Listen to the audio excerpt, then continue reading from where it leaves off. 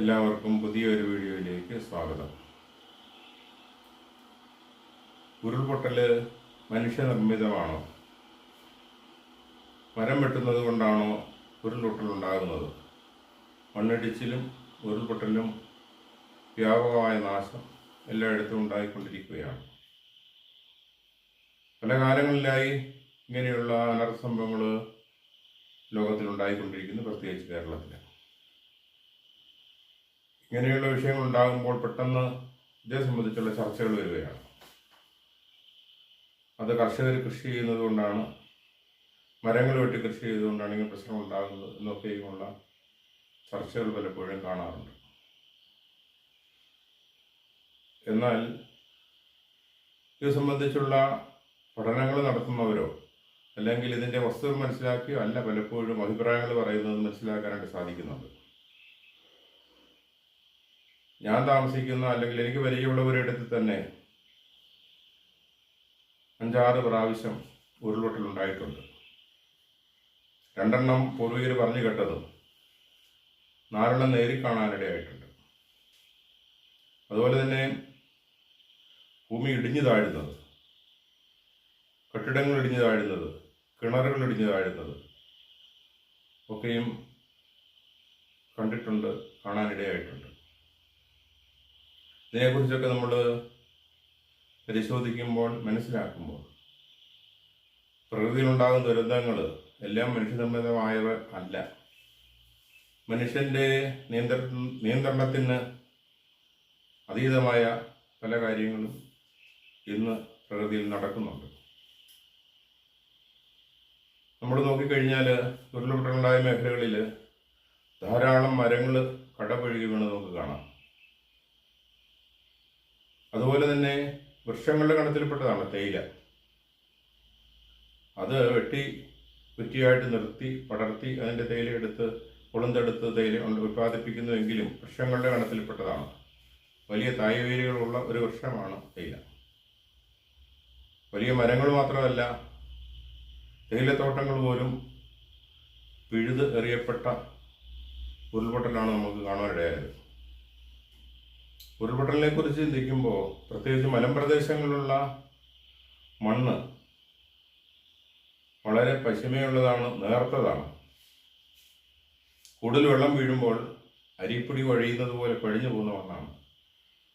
ചരലും മണലും കുറഞ്ഞ മണ്ണുകളാണ്. കിഴുക്കാന്തൂക്കായ സ്ഥലങ്ങളിൽ തുടർച്ചയായിട്ട് മഴ പെയ്യുമ്പോൾ കുതിർന്നിട്ട് അത് ഇടിഞ്ഞു പോകുന്നുണ്ട്. പാറയുടെ മുകളിൽ കുറച്ചുള്ള മണ്ണുകൾ പെട്ടെന്ന് ഇടിഞ്ഞു പോകും. അതോടൊപ്പം തന്നെ കിഴുക്കാന്തൂക്കായ സ്ഥലങ്ങളിൽ സ്ലിപ്പ് ചെയ്ത് പോകുന്നുണ്ട്, സ്ലൈഡ് ചെയ്തായിട്ട് പോകുന്നുണ്ട്. മരങ്ങൾ കാറ്റ് പിടിക്കുമ്പം ഇതിനാക്കം കൂട്ടുന്നുണ്ട്. അതുകൊണ്ടാണ് വൻമരങ്ങളൊക്കെ പിഴുതു പോകുന്നത്.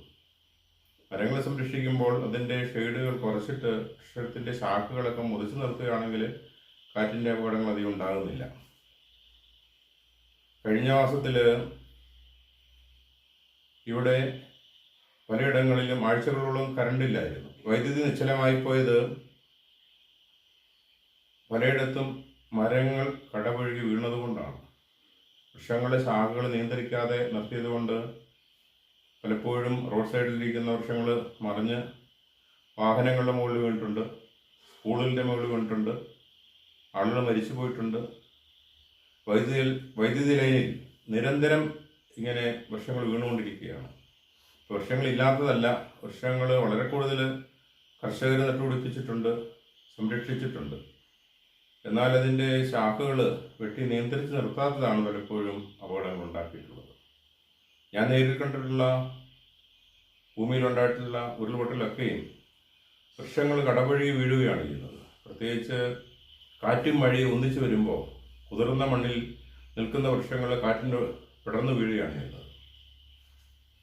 അതുകൊണ്ട് ദുരന്തങ്ങൾ ഉണ്ടാകുമ്പോൾ കർഷകർ കൃഷി ചെയ്യുന്നവരാണ് കുഴപ്പമെന്നാണ് പലപ്പോഴും പറഞ്ഞ് സമർത്ഥിക്കാൻ വല്ല ശ്രമിക്കുന്നത്. AC റൂമിലിരുന്നു കൊണ്ട് സമതലത്തിലിരുന്ന് പറയുന്നവർക്ക് ഈ ഭൂപ്രകൃതിയെക്കുറിച്ച് മനസ്സിലാകാത്തത് കൊണ്ടാണ്. മഴ പെയ്യുന്ന പശ്ചിമഘട്ടത്തിൽ പലപ്പോഴും നിൽക്കാതെ മഴ പെയ്യുന്നുണ്ട് അടുപ്പിച്ച്. അങ്ങനെ അടുപ്പിച്ച് മഴ പെയ്യുകയും മണ്ണ് കുതിർന്നു വരികയും ചെയ്യുമ്പോഴാണ് അപകടങ്ങൾ ഉണ്ടാകുന്നത്. ഇത് സംരക്ഷിക്കുവാനായിട്ട് ഒരു പരിധി വരെ മനുഷ്യന് സാധിക്കുകയുള്ളൂ. മഴ പെയ്യുന്നത് മനുഷ്യനിർമ്മിതമല്ല, മരങ്ങൾ ഒടിഞ്ഞു വീഴുന്നത് മനുഷ്യനിർമ്മിതമല്ല, മണ്ണ് വെള്ളം വീണ് കുതിർന്ന് ഇടിഞ്ഞു പോകുന്നത് മനുഷ്യനിർമ്മിതമല്ല. അതുകൊണ്ട് ഒരു പരിധി വരെയൊക്കെ മനുഷ്യന് നിയന്ത്രിക്കാൻ സാധിക്കുകയുള്ളൂ.